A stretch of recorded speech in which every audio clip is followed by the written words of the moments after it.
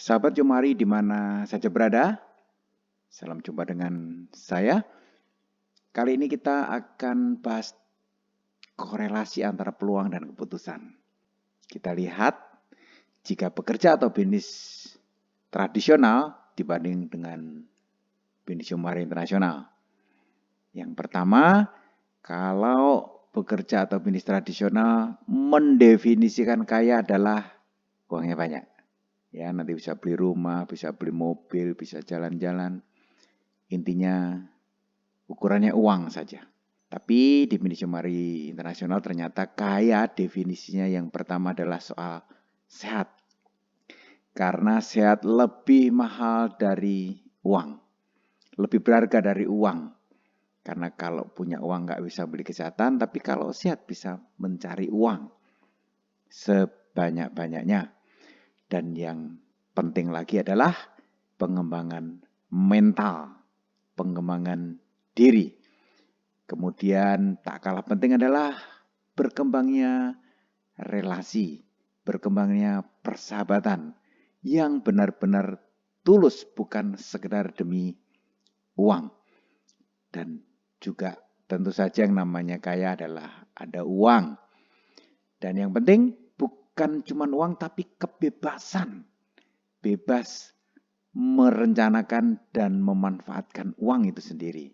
Juga tak kalah penting adalah bagaimana orang bisa bebas mengatur waktunya sendiri. Bukan diatur oleh waktu, diatur oleh orang lain. Dan yang penting di sini semua bermula dari organisasi terkecil. Jika orang bisa membangun organisasi terkecil, dia ada kemungkinan peluang kesempatan untuk membangun organisasi yang sangat besar atau lebih besar dan semakin besar. Bencana seringkali ada dan dibaliknya ada sebuah peluang. Kita lihat misalnya dolar naik setinggi-tingginya, misalnya $1 100.000. Apa yang terjadi? Ternyata orang-orang tertentu, ada sebagian kecil orang Indonesia ini akan segera punya uang banyak atau untung luar biasa, mendapat kesempatan yang sangat besar. Orang-orang ini adalah orang yang sekarang menyimpan dolar. Meskipun sebagian besar mengatakan stres, bencana, tapi ada orang yang mendapat peluang, yaitu yang punya dolar. Nah, apa yang terjadi dengan gempa misalnya, contoh gempa ini di Jogja, saya punya kawan, sahabat saya ini seorang kontraktor, dia mengatakan ketika gempa Jogja yang lalu itu, dalam setahun dia bekerja, itu menghasilkan uang lebih banyak daripada belasan tahun dia sebelumnya bekerja. Ya, sebelum itu sudah belasan tahun jadi kontraktor, ternyata hasilnya kalah banyak dibanding beberapa bulan atau dalam 1 tahun setelah ada gempa di Jogja waktu itu. Artinya bukan berharap ada gempa, tapi di dalam bencana itu ada peluang, dan bagi siapa saja atau orang-orang tertentu yang bisa memanfaatkan peluang itu. Contoh ada ketika ada corona, itu adalah bencana sedunia. Tapi pemilik Zoom meraup untung 240 triliun dalam 3 bulan. Luar biasa, bukan miliar, triliun. Dalam hitungan 3 bulan. Itu adalah peluang yang luar biasa yang belum pernah ada orang penghasilan secepat itu. Dan ketika bencana, waktu itu pernah cabai sekitar tahun 98 itu cabai naik berkali-kali lipat, beratus-ratus%. Nah, ada seorang di Semarang, dalam tempo 2 hari, dia bisa membeli rumah dan mobil. Karena dia barusan membeli atau memborong panenan cabai, kemudian dia untung luar biasa ketika cabai naik berkali-kali lipat.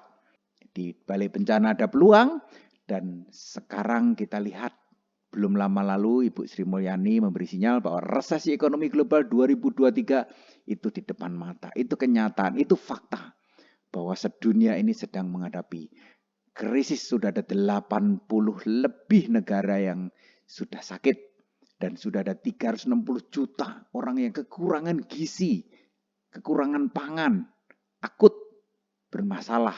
ratusan juta sudah bermasalah, bukan akan. Dan 2002 menjadi bencana sedunia. Namun ternyata juga ada peluang. Kenapa? Pupuk subsidi baru mencapai 42% kebutuhan. Baru dipenuhi 25 juta ton. Dan kebutuhan 25 tersebut ternyata baru disanggupi 9,5. Ini menurut pupuk subsidi. Ya, nggak sampai setengahnya. Nah, bayangkan sekarang saja kebutuhannya sebegitu dahsyat. Ini adalah kesempatan yang luar biasa dan namanya pertanian tidak ada matinya. Kenapa orang boleh tidak membeli mobil tapi nggak boleh tidak membeli pupuk. Nggak boleh nggak makan nasi. Apa yang kita lihat dengan peristiwa dan di balik peristiwa itu boleh menjadi bencana. Jika ini mindset orang gagal, biasanya mereka kalau ditanya kenapa Anda gagal, dia bilang tidak punya uang. Kenapa nggak punya uang? Karena nggak punya usaha atau bisnis. Kenapa nggak punya bisnis? Karena nggak modal.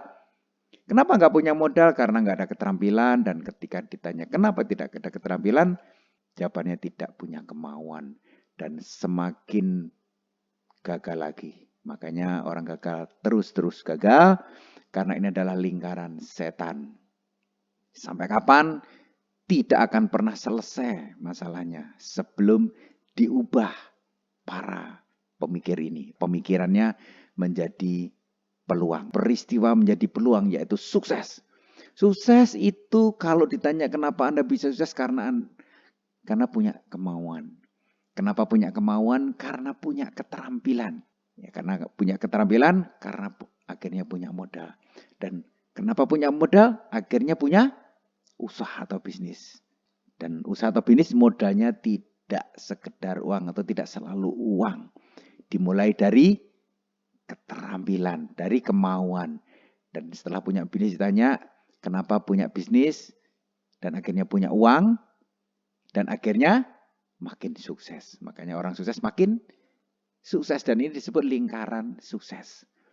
Yang membedakan adalah kemauan. Punya kemauan atau tidak punya kemauan. Karena zaman sekarang informasi sudah sangat terbuka. Dan sebuah peristiwa, alih-alih dianggap problem, fokus pada solusinya. Contoh, ketika seseorang meninggalkan peluang, biasanya dia meninggalkan juga uang. Meninggalkan kesempatan punya waktu yang bebas ngatur sendiri. Kesempatan punya kawan-kawan yang banyak di mana-mana juga semakin banyak membuat alasan.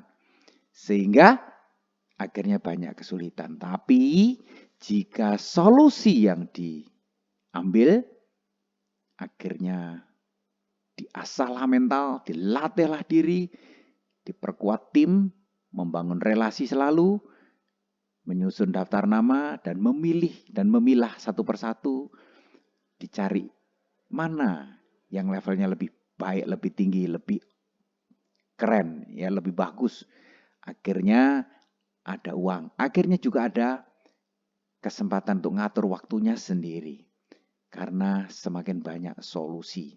Dan ketika solusi makin banyak, akhirnya kenikmatan makin banyak. Dan itulah yang membedakan antara cara memandang sebuah peristiwa dianggap sebagai peluangkah atau dianggap sebagai masalah bencana. Dan semuanya itu tergantung kita masing-masing. Salam sehat dan tetap bahagia. Sampai jumpa.